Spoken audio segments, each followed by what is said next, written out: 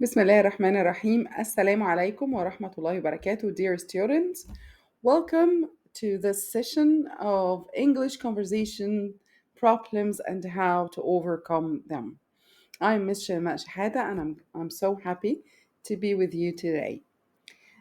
As you know, conversation is one of the very important English skills that many students try to develop on their way learning English. Conversation courses are usually designed to increase your fluency and your self confidence speaking English and expressing yourself. And today, inshallah, we are going to talk about a few of the problems or obstacles or challenges that face speakers, English speakers, when they try to do an English conversation. And we will try to show you some of the techniques that we use in our courses to fix these problems. I am sure you would first like to start by knowing more about me, the instructor of the course. I am Ms. Shaimaa Shehata. I'm an English instructor and soft skills training. I have more than 12 years of experience in the fields of training and human development in general. So I've provided a lot of soft skills training and I have helped a lot of people improve their English language as well. I'm CELTA trained. As you know, CELTA is one of the very prestigious and important certificates for English teachers. It helps teachers to educate adults the English language because, usually the techniques that you use with adults, the peak people, is not like the techniques that you use with children when you are teaching them a language. Facilita is one of the very helpful tools for teachers to be able to teach English language. Currently, I teach both general and business English and, of course, conversation courses. Before we start, تعالوا أديكوا كده challenge بسيط نشوف هنعمله إزاي بالإنجلش. Okay?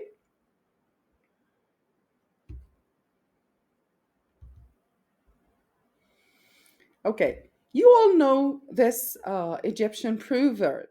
اللي إيده في المية مش زي اللي إيده في النار. You must have used it if you are Egyptian. You must have used it even once in your life. I know that for sure, right? Okay, can I ask you now to translate this proverb? اللي ايده في المية مش زي اللي ايده في النار.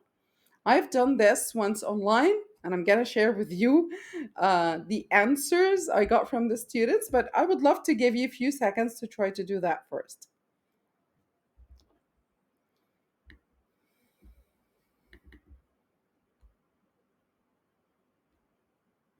Okay, I bet 90% of you now have translated it like this.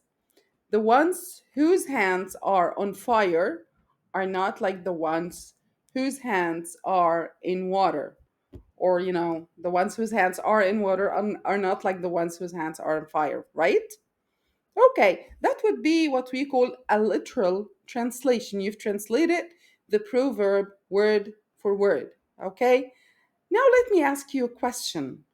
Let's say you are speaking with Peter. Peter is an American friend of yours, and he's judging you about something. He's telling you, why did you do that? Maybe you should have done it the other way around.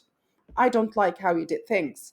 So you say, okay, Peter, listen to me. The ones whose hands in water are not like the ones whose hands in fire.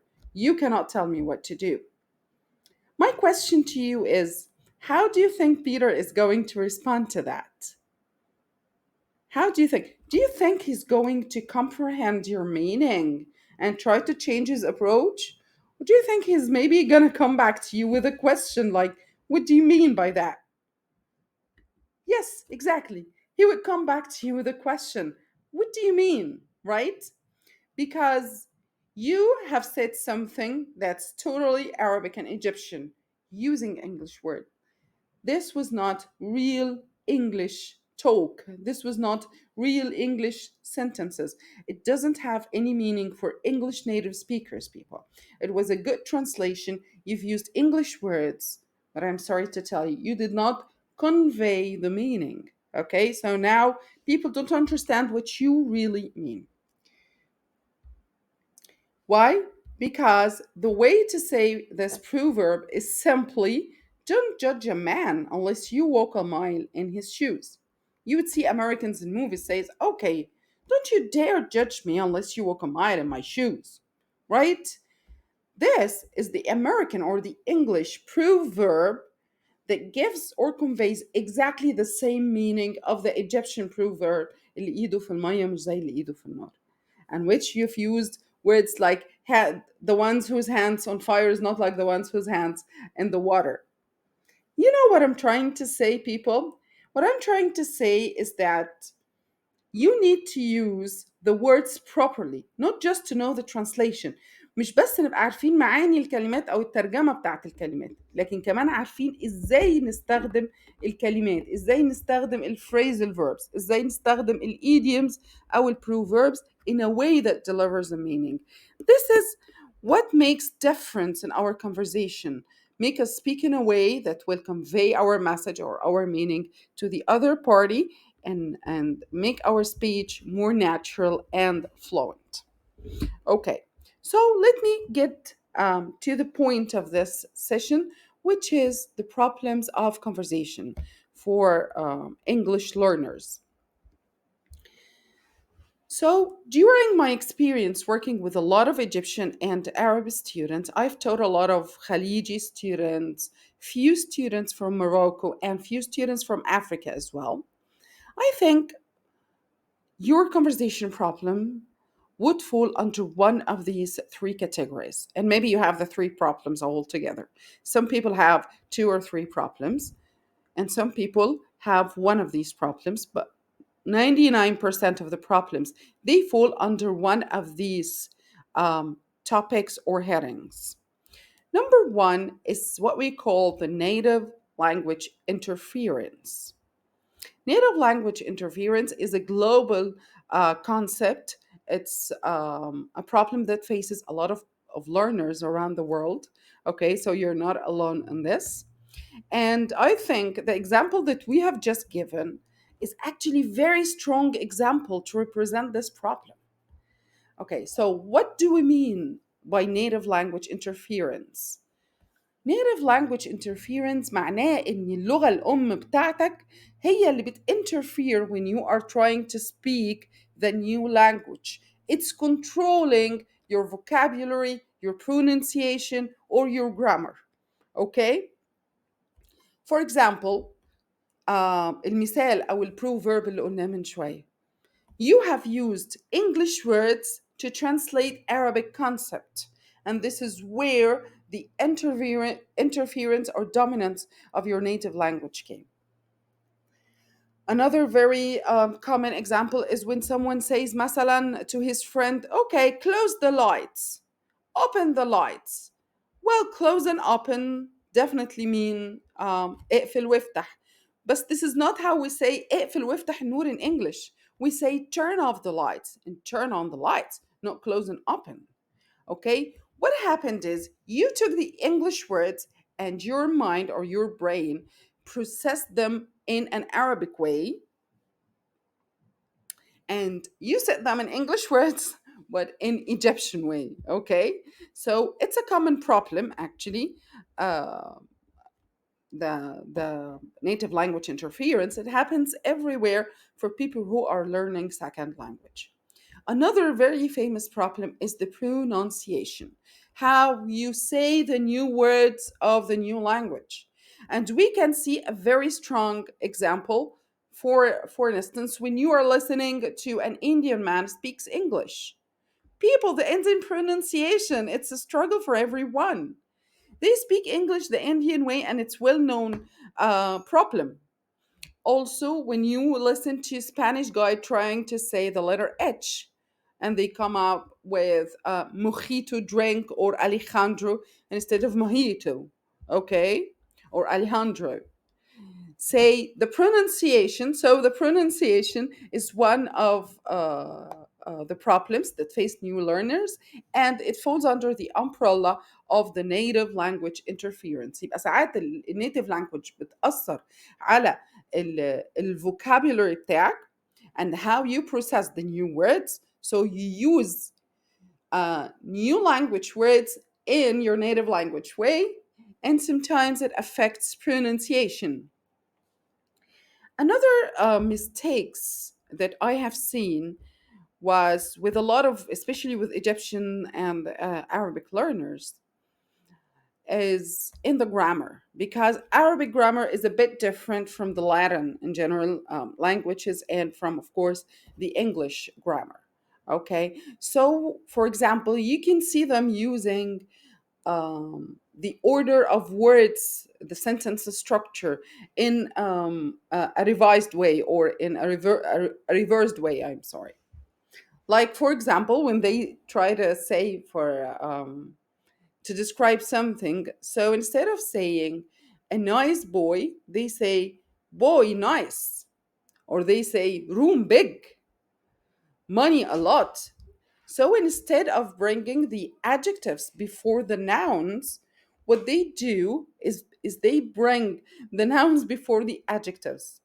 Okay, and this is very common because in Arabic this is what we do.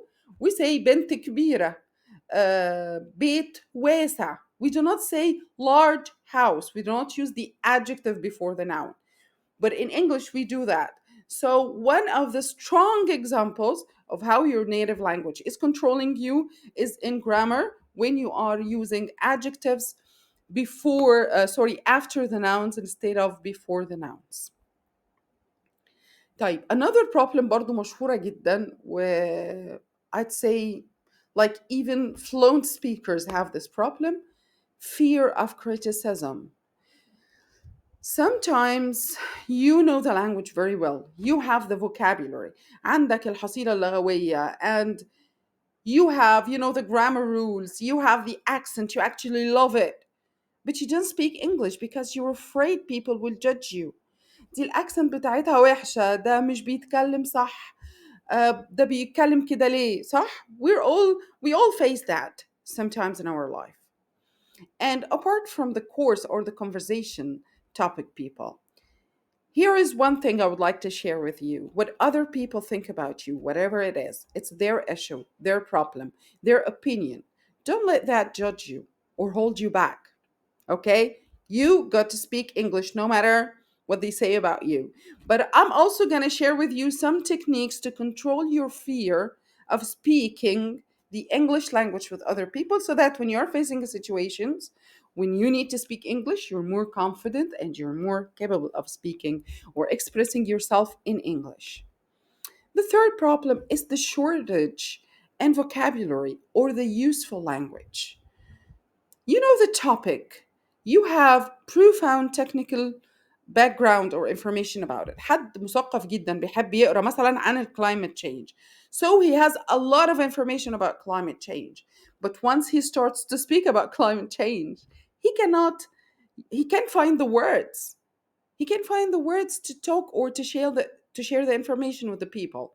So his speech comes out fragmented, not complete, not good information, and he is totally unable to show the information or the knowledge that he has. ليه؟ لأن هو ما عندوش الفوكابيلري. هو عنده knowledge فعلا عن التوبيك بس مش قادر يترجم ده. Okay, let's get into some of the solutions. These solutions are based on techniques that we use or we have learned to use in our conversation courses with conversation students. Number one, the problem that we've talked about, which was native language interference. ليه بفكر بالعربي واتكلم بالانجليزي ومش قادر افكر بالانجليزي. Okay? الحل البسيط and the direct solution for this problem, and it has worked miracles with many people, is to learn the language and learn the new vocabulary first place in English, not in Arabic. Okay, and I'll show you now in the exercise how we do that. There are actually so many ways for you and for us as teachers to teach our students in the conversation classes أو حتى في general English classes about new words. Okay, using the native language instead of Arabic or instead of Egyptian. We use pictures. We use something that we call realia. Like, I'm teaching them about the word teacher, I point to myself مثلا. Okay, or I'm teaching them about a room, so I point to the walls around me. This is a room. Okay. Another way is to show pictures. We will try that now. So for you, if you come across a new word and you don't know the meaning, ما تروحش على طول تجيب الترانسليشن بتاعتها. Try to search for images or pictures related to the word first. Look into the pictures and find the things that are common between the pictures. It will tell you. You will know the meaning, okay? Like for instance, you're looking for a word pollution. Let's say you don't know the meaning of pollution. And instead of going and looking up the word in a dictionary, try to write down the word, search the word, search the images, and look for common things between the pictures that show pollution. You will find smog, you will find garbage, you will find sick people, and with some observation, your mind, your brain will understand how and when to use the word pollution. Okay, another very effective way is to learn the word through other words. يعني I was teaching the word resilience to my students, and resilience is a difficult adjective. Not everyone know what resilience means. So I showed them first a picture. So very few students of the class learned about resilience. The rest wasn't sure about it yet. So I tried to give them synonyms and definitions of the word. I was like, resilience means flexible. Okay, so let's talk about flexibility in humans. What does it mean to be flexible as a human? And my students started to share their ideas. It means you're strong enough to face a situation. You are capable of starting all over. And unintentionally, they learned about resilience and they were able to put it in a sentence and they didn't need to use the Arabic translation. انتوا عارفين resilience يعني ايه؟ المقاومة او قدرتك انك تقف تاني على رجليك. I didn't share that with them. They were able to use it in sentences without me even having to say the Arabic meaning. Another very important tip, very important tip, is to listen to native speakers or people who will speak to you the way native speakers do. Connect yourself with English speakers, listen to English podcasts, and try to talk about the things that you see around you to yourself in English. Okay, I'm going to start my session now. That's a laptop. Well, this teacher is good. Well, I'm definitely going to start a new course. Try to say your plans, your thoughts to yourself in English. That's how you train your brain to think in English. Let's move to the next slide. The second problem, which we all been through and face in many situations, is the fear of criticism. Sometimes people are even afraid to speak in Arabic in meetings or in large gatherings. حتى مش بالانجليزي او foreign language، لا بيبقى خايف اصلا يتكلم بالعربي. ودي حاجة natural جدا و it's there is a psychological trick actually that you can do to help you. You first need to understand how your brain works in these situations. Our brains are trying to protect us all the time from, difficult situations or being embarrassed or afraid. Okay. So whenever you're about to speak, they would tell you, maybe you're not prepared enough. Maybe you're going to say something wrong. You better stop speaking. So you start stuttering and you start like, okay, I'm not going to do that. You sweat, you feel heartbeats, and you cannot continue the speech. Okay? So it happens with everyone. How can I stop my brain from doing this to me? It's very easy. Practice the same speech in a low stress situations. Low stress situations is simply like when you talk to yourself in your room. انا هحضر presentation او مثلا business presentation او speech او حاجه that I'm going to talk to people about. I better be prepared.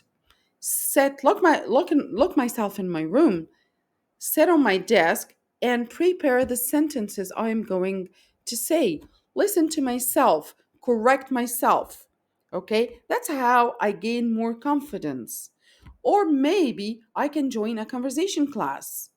When I'm relaxed, I don't have any stress. I'd sit and talk to other people, listen to my instructor or teacher, exchange the talk, learn about my mistakes in a very relaxed manner. So when I'm in a serious situation to start the talk, I'm ready to do that with no stresses at all. And people, by the way, we call this practice.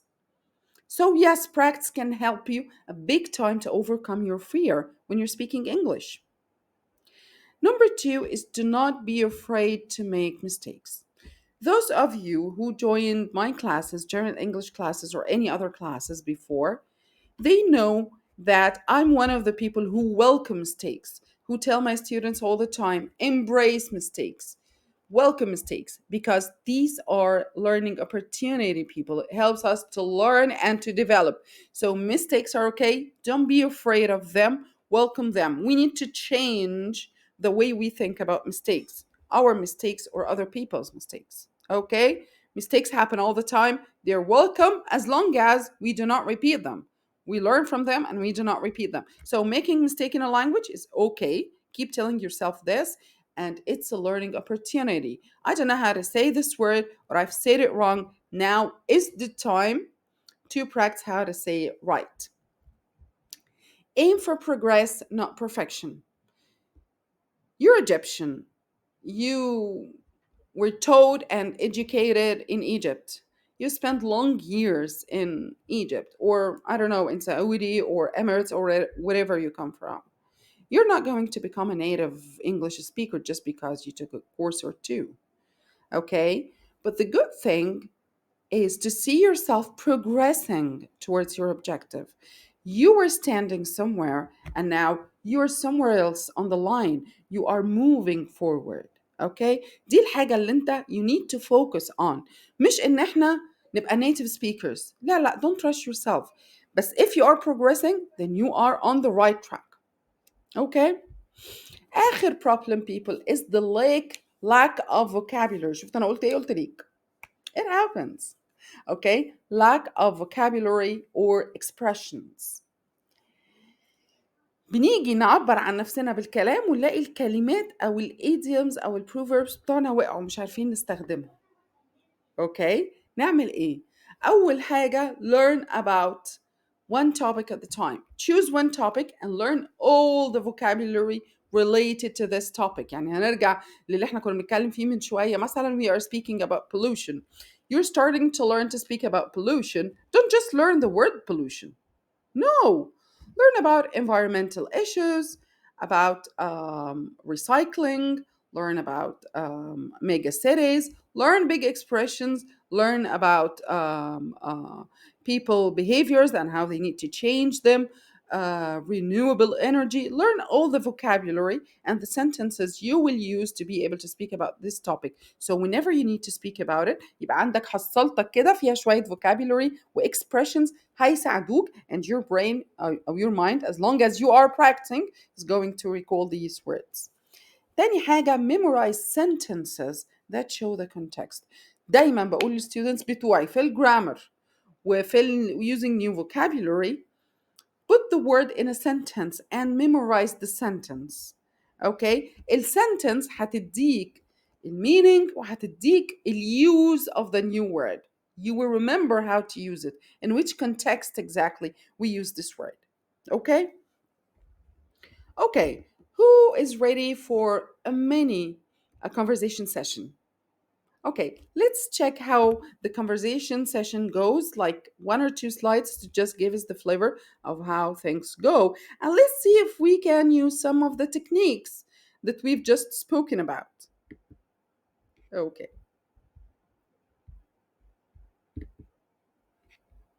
I'm sorry, I'm trying to find my slides. All right, people. So as you can see, I have some vocabulary of whatever topic I'm going to speak about. I'm sure that some of you know one word, some of you know two words, some of you maybe know three words. But I'm sure there is at least one word that you don't know in this list. Okay? Let's see if we can use pictures to help you learn about the words that you don't know. I have four pictures, and the most easy picture that most of you know is Yes, exactly. Experiment. Experiment. It's a word that we've learned at schools long time ago. We use it with our children when we teach or we study science for them. And the picture is very clear, right? So if you match this word to this picture, experiment, to these slab tools, you would find it very easy to guess the other words because now you have a short list, a shorter list. So now we're working on these three pictures. You have three pictures and you have three words. Let's find out if we can tell the next word from looking at the pictures. Well, the next word is gadgets. Gadgets. Some of you know it, some of you don't. Okay, but let's compare gadgets to the rest of the pictures. I have three pictures, one with some electronic tools that we use maybe around the house or the office. I have another picture of this large panel that's facing the sun. It looks, like those panels that people put on top of their houses. And I have another picture of some keyboard, right? Smart keyboard. So let's think which one of them could be gadgets? If you know the other two, it will be very easy to connect gadgets to the right picture. But what if I don't know the other two? I'd ask you to think about them. Let's check the second word, control panel. What does a control panel mean? Yes, exactly. It's that panel that has buttons to control something. Very good. Okay, which picture do you see a panel that has buttons to control something?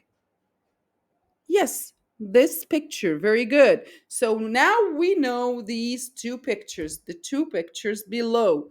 We know experiment and we know control panel. Very good.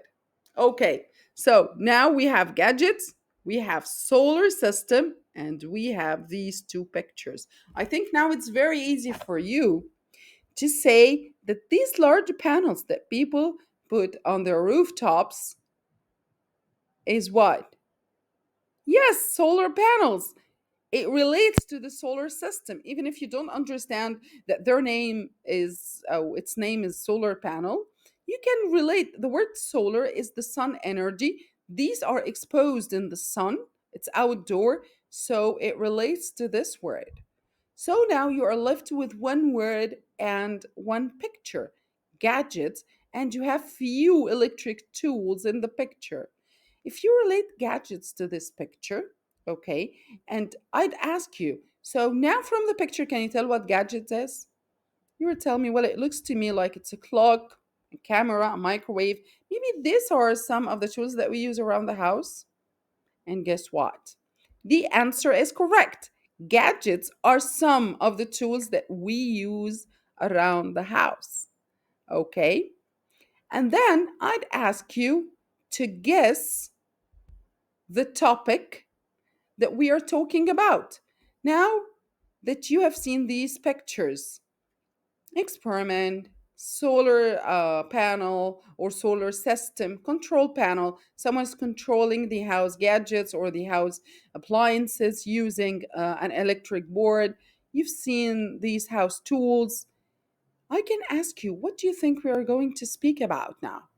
Inventions, space travel, like traveling to Mars or Moon, or smart homes?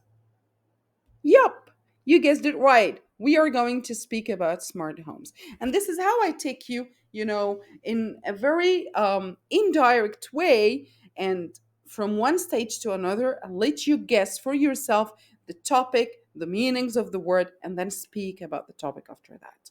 So I really hope you enjoyed today's session. I really hope the tips I've given to you were useful and you will be able to use them. I'm looking forward to meet all of you in my conversation session, inshallah, starting next month. And I wish you all the best luck. Thank you very much for watching.